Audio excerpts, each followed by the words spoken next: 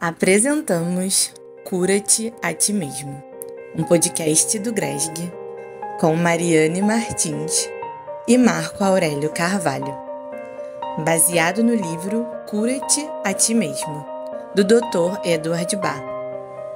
Bons estudos!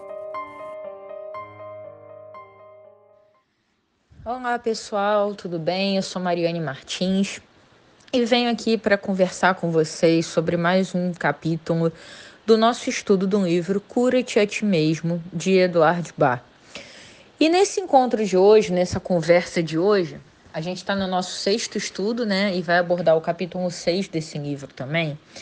E antes da gente entrar nesse capítulo, só fazendo uma breve recapitulação, a gente tem visto ao longo dos 5 primeiros capítulos desse livro, né, sobre a questão da doença, as manifestações dessas doenças físicas, quais são as causas raiz, o que está por trás ali das manifestações dos sintomas, dos conflitos que existem entre o nosso espírito, a nossa mente, por vezes, diante dessas situações de enfermidade, dos seus porquês, desse entendimento. E nos últimos 2 capítulos a gente veio falando sobre cuidado também, só que um cuidado de modo mais amplo, não só o nosso autocuidado ou o cuidado da medicina, no tratamento das enfermidades, mas a gente vem falando de cuidado também de outras formas, né? A gente falou um pouco sobre a questão do cuidado com os outros, quando a gente fala do esforço de amar o próximo, de entender que esse esforço de amar ao próximo não é um esforço no sentido de sacrifício, como a gente entende a palavra sacrifício, que aí a gente até falou sobre isso no encontro passado, né? O Marco trouxe o real significado da palavra, mas muitas vezes aqui no senso comum, sacrifício é visto como algo penoso, algo pesado, mas não um esforço de amar como algo pesado, mas um esforço da gente realmente criar esse hábito de amar ao outro e nesse amor se manifestando muitas vezes como cuidar do outro. Falou-se também sobre a paternidade e esse dever sagrado que tanto aprendizado traz, que tanto desenvolvimento também proporciona, né? Então a gente está falando de cuidado e nesse capítulo de agora a gente retoma um pouquinho essa visão de cuidado também, só que voltado novamente à questão do cuidado com o nosso corpo, com o nosso espírito, com a nossa mente e como é que isso se fala, por exemplo, com a questão da medicina também. Então, esse capítulo, agora entrando de fato no estudo de hoje, ele começa trazendo novamente para a gente o conceito de que um tratamento completo, ele não vai só no efeito, ele procura a causa. E para que isso seja possível, claro que o nosso papel enquanto indivíduo ele é fundamental, né? Porque a gente precisa dar às nossas células uma razão para lutar, a gente precisa trabalhar os nossos pensamentos e os nossos comportamentos. Mas muitas vezes a gente precisa da ajuda profissional também. E aí ele começa trazendo um viés que ele traz uma frase, né? Que um médico sábio, ele atende 5 pacientes por dia e não 15.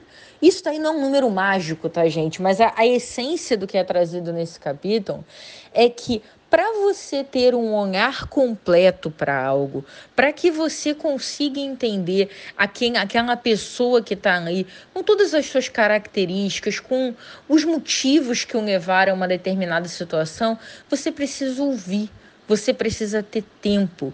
E isso vai num viés, muitas vezes, contrário ao que o nosso mundo extremamente materialista nos leva. Então, quando ela faz essa brincadeira, essa colocação de o ideal é que o médico atenda 5 e não 15 pacientes, o que ele quer dizer é que para ele estar inteiro ali, ele está devidamente focado naquela questão do que aquela pessoa, aquele indivíduo está trazendo, ele não pode atender baseado em quantidade, ele precisa focar na qualidade do atendimento. Sendo que muitas vezes hoje no nosso mundo, mais uma vez, extremamente materialista, o ter acaba ganhando um peso muito grande. E a gente vive, na verdade, num momento de transição, sim, que ainda precisa ganhar corpo, que ainda precisa ganhar força, mas a gente vê cada vez mais temas sendo colocados sobre a importância na melhora das condições de vida, cuidado com a saúde do corpo, a prática de exercício físico, cuidado com a saúde da mente. Isso foi uma grande evolução nos últimos anos. Por muito tempo, assuntos da mente eram tabus e hoje em dia a gente já vê isso muito menor do que um dia já foi. Já é muito reforçado, por exemplo, a importância de uma terapia. A gente vê a questão da alimentação cada vez mais natural, cada vez mais equilibrada sendo incentivada. E, por outro lado, ainda se tem um viés muito materialista que muitas vezes dificulta essa visão mais completa desse atendimento do ser. Então, a gente tem uma evolução enquanto humanidade indo para um caminho positivo de equilíbrio, de dar atenção a todas as partes que compõem o nosso eu, e por um outro lado, esse materialismo. E aí ele traz esse materialismo, se vocês forem lembrar, no terceiro capítulo, a gente falou um pouquinho das causas raiz, e uma dessas causas raiz das doenças está justamente nessa ambição desmedida, né? E por que essa ambição desmedida faz tanto mal? Porque você vive numa dualidade entre coisas que são, de certa forma, opostas. Porque foca-se muito no ter e muito pouco no ser. E quando a gente faz isso, a gente vai contra a nossa essência. A nossa essência que diz pra gente, dentro de cada um de nós, na nossa essência divina, há um germe da evolução, de que quer conseguir desenvolver virtudes que a gente não tem, trabalhar comportamentos que são negativos e que no nosso inconsciente a gente sabe sim que são negativos, só que muitas vezes a gente não consegue focar nisso. Por quê? Porque a gente consegue focar naquilo que é transitório, que são as posses, a riqueza, o status, tudo que a gente não leva com a gente ao longo das nossas jornadas encarnatórias. Então, a gente vive numa dualidade que, de um lado, a gente quer alcançar a verdadeira paz do espírito e da mente, que é tão importante para a nossa saúde, mas ao mesmo tempo essa ambição desmedida faz a gente focar tanto no ter, que a gente fica com uma ansiedade contínua em obter bens, coisas terrenas que não vão ser levadas para além dessa encarnação. Então a gente vive nessa dualidade que muitas vezes promove ali um ambiente onde, mais uma vez, a doença se instala, e não só se instala, ela se mantém, ela se perpetua. Então, a gente olha de novo para um viés de cuidado, tá, pessoal, que fala principalmente do como a questão do equilíbrio da vida material e espiritual se faz tão presente. É mais um ponto de cuidado que a gente tem que ter. Claro que a gente vive num mundo que é importante a gente progredir, é importante a gente propiciar condições da gente ter mais qualidade de vida, de ter uma alimentação equilibrada, de conseguir ter um tempo para lazer, de ter qualidade de sono, de praticar atividade física. Lógico que a gente precisa de certa condição material. O problema está no excesso, o problema está no desequilíbrio, o problema está quando o foco da nossa vida passa a ser ter, não importa a quantidade de coisas que a gente está deixando de lado e que precisavam da nossa atenção, sejam esses aspectos relacionados às pessoas que nos cercam, seja relacionado a gente mesmo. Muitas vezes a gente está correndo atrás de algo que a gente nem sabe o que é, porque quando se compra, nunca vem aquela satisfação. Por quê? Porque imediatamente já tem mais uma batalha para mais alguma coisa que se deseja obter. Então a gente vive nesse constante conflito dessa ansiedade por posse, que são coisas transitórias, e indo em direções que te afastam dessa verdadeira paz, que é o que o nosso espírito de fato busca em sua evolução.